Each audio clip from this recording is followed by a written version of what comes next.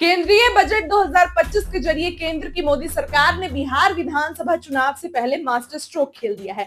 बिहार को खाद्य प्रसंस्करण संस्थान और मखाना बोर्ड का तोहफा दिया गया है।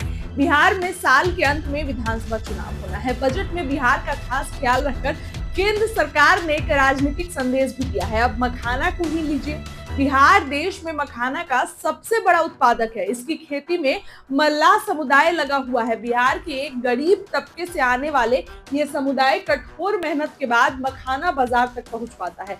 मखाना की खेती का ज्यादातर हिस्सा सीतामढ़ी, मधुबनी से लेकर सुपौल, किशनगंज तक फैले उत्तरी बिहार के नदी तटीय इलाकों में होता है। मल्लाह, जो बिहार की आबादी का लगभग 2.6% हिस्सा है, मखाना बोर्ड बनने से सीधे सीधे उनकी आबादी प्रभावित होगी। बिहार में मखाना उद्योग की अपार संभावना है।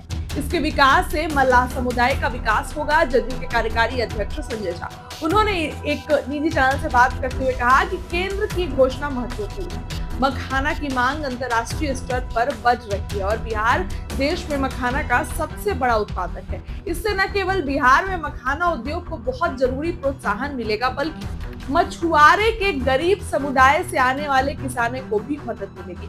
जदयू नेता ने कहा कि चूंकि यह एक श्रम प्रधान उद्योग है, इसलिए यह समुदाय के लिए रोजगार भी पैदा करेगा। उन्होंने कहा कि हाल ही में बिहार में बहुत सारे एफपीओ यानी कि किसान उत्पादक संगठन सामने आए हैं।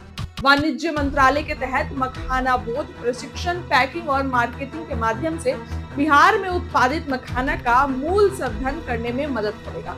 यह मखाना खेती में तकनीक लाने में भी मदद करेगा। इससे किसानों की आय में सुधार होगा और इन किसानों के जीवन की गुणवत्ता में सुधार होगा। एक खाद्य प्रसंस्करण संस्थान भी बन रहा है। इससे उद्योग को और भी ज्यादा बढ़ावा मिलेगा, रोजगार आएगा। जेपी आंदोलन के बाद से मल्लाह बिहार में पारंपरिक रूप से सामाजिक न्याय दलों के साथ रहेंगे। हालांकि हाल ही में सभी दलों ने लगातार चुनावों में उनसे संपर्क किया है, क्योंकि वे एक मुख्य जाति भी है।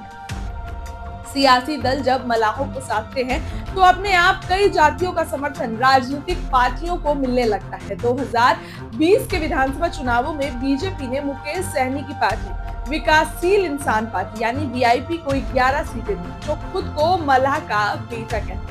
इसके कारण बीजेपी को जदयू की 115 सीटों के मुकाबले सिर्फ 110 सीटों पर संतोष करना पड़ा। वीआईपी ने 3 निर्वाचन क्षेत्रों में जीत भी हासिल की, लेकिन महत्वपूर्ण बात यह है कि वो अपने वोट भाजपा को हस्तांतरित करने में सफल रही, जिससे पार्टी को जो है वो 74 सीटें जीतने में मदद मिली। जदयू को 43 सीटें मिली। बाद में लोक जनशक्ति की पार्टी यानी कि चिराग पासवान की पार्टी की ओर से जदयू के खिलाफ उम्मीदवार खड़े करने से भी पार्टी को सीधा सीधा नुकसान हुआ। हालांकि बाद में सैनी के विधायक बीजेपी में चले गए और दोनों दल के बीच रिश्ते खट्टे हो गए, खराब हो गए। तब से वीआईपी राष्ट्रीय जनता दल के साथ है, मुकेश सहनी तेजस्वी यादव के साथ है।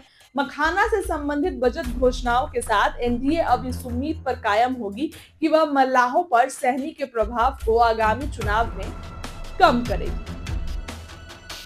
बिहार में निषाद समुदाय के 14% वोट है, वहीं दूसरी पार्टियों का अनुमान है कि यह 7% के करीब है। सन ऑफ मल्लाह के नाम से चर्चित वीआईपी के अध्यक्ष मुकेश सहनी मल्लाहों की राजनीति करते हैं। मल्लाहों का बड़ा वोट बैंक साधते हैं। मल्लाहों में करीब 2 दर्जन उपजातियां हैं और एक अनुमान के मुताबिक करीब 7 से 10% आबादी मल्लाहों की है।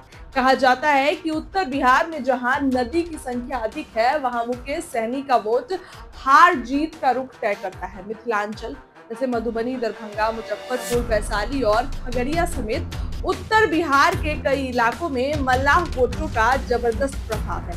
बजट में मखाना फैक्टर इन इलाकों में एनडीए के लिए काम कर सकता है। अब बजट में एक बड़ा दांव बीजेपी ने खेल दिया है। आने वाले साल के अंत में विधानसभा चुनाव होना है। हमने आपको बताया कि किस तरीके से बीजेपी को इससे फायदा हो सकता है। आपको क्या लगता है कमेंट करके बताइए। वीडियो को लाइक करिए, चैनल को सब्सक्राइब करिए और बताइए।